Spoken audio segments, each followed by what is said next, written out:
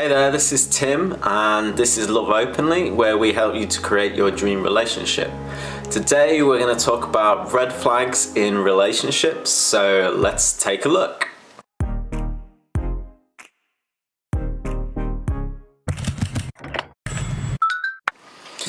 Okay, so what are red flags in relationships? Well, the thing that I want to say first is that I really dislike this term, red flag, simply because of the attachment that people have created around these two words in terms of a relationship or finding a partner.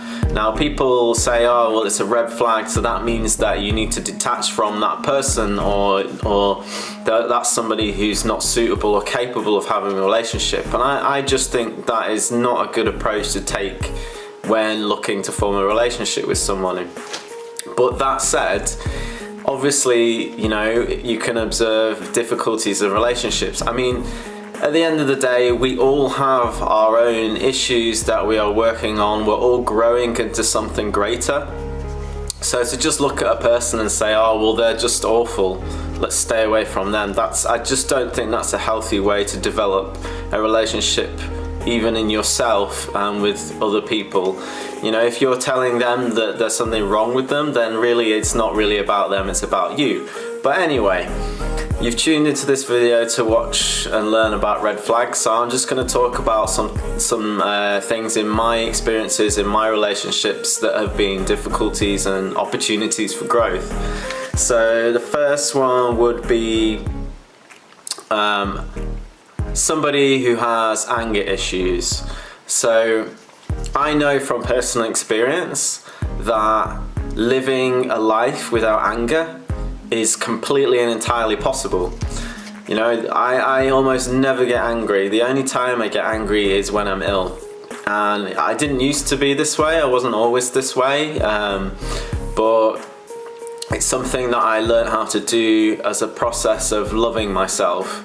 And I learned that, you know, there really is no reason in life to be angry, and it doesn't help you in life, it doesn't help you in your relationships, it just doesn't help at all. It's bad for your health. I mean, there is no reason to do it. So I said to myself, well, I'm not going to, and then I found out how to do that.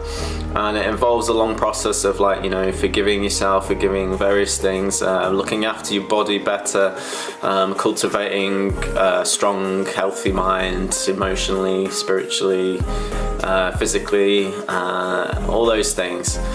So anger, if you see that in a relationship, it can cause difficulties between you and your partner.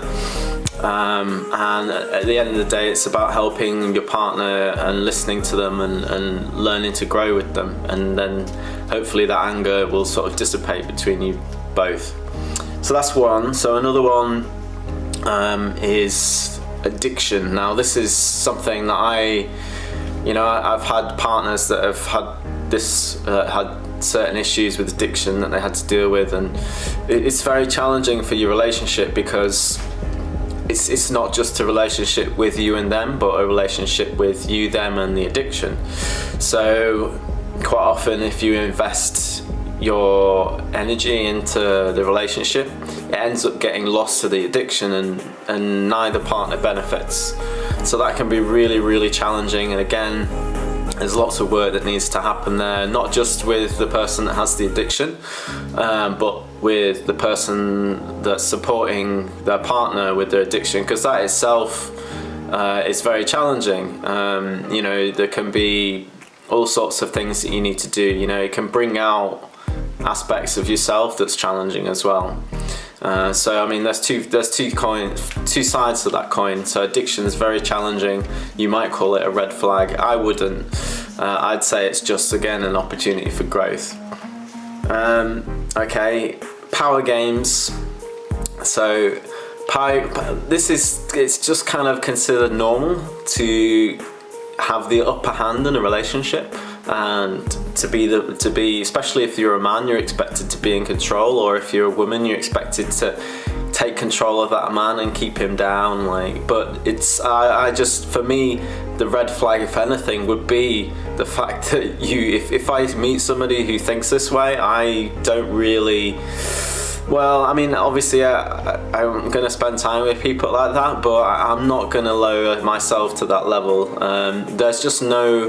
There's nothing good about playing power games with people, in my experience. I've found that if I'm deliberately vulnerable, if I wear my heart on my sleeve, then my relationships are just way better. My life is way better. I don't have any struggles that are associated with playing power games. But that said, like, you know, it's the normal state of things. So I've been in lots of relationships with different women where, you know, they've all tried to constantly try and get the upper hand with me, and it's just something I became really used to. And when you opt out of playing the game, it actually becomes, you know, the challenge isn't there. It's not a challenge about getting power anymore. It's more of a challenge about how do I try and get this person to see that they just don't need to do this. So yeah, so power games is one. So those are three things that you might call red flags. So I would suggest to you, again, like if you're watching this video because you're looking up red flags, I would say, instead of looking or thinking about a person or your partner perhaps from this point of view and thinking that you need to perhaps find ways or reasons to break up with them, instead of doing that, look at it from a perspective of, how can I grow with this person? What opportunities are there where we can learn more about ourselves and each other? So I hope you enjoy watching this video. If you want to see more of this, please click like, hit the notification bell, and please write a comment about any of these things, any red flags that you see, and your perspective on the whole idea of red flags. I'd like to hear what you got to say. See you next time.